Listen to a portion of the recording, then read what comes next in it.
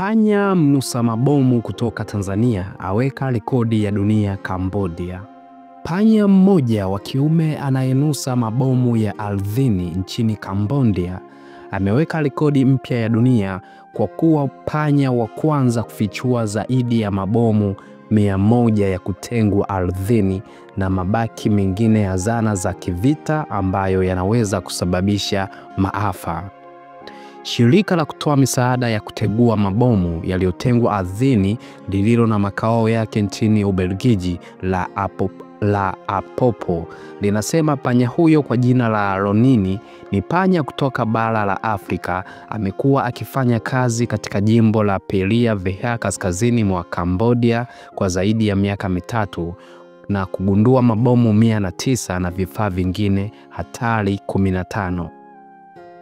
Apopo limesema katika taarifa yake kwamba Ronini mwenye umri wa miaka 5 anaweza kuendelea na jukumu hilo la kugundua mabomu ya kutengwa ardhini kwa miaka mingine 2. Mafanikio yake ya kipekee yamemfanya apate taji la rekodi za dunia za Guinness kwa kuwa panya aliyegundua mabomu mengi ardhini, imesema Apopo.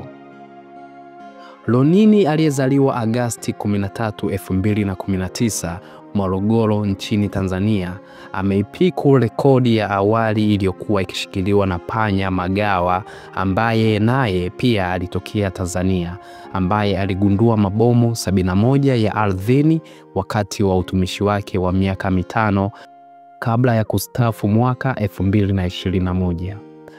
Magawa alitunukiwa medali ya dhahabu kwa ushujaa wake kwa kugundua mabomu katika takriban mita za mraba 225,000 za ardhi sawa na viwanja 42 vya mpira. Alikufa mwaka 2022.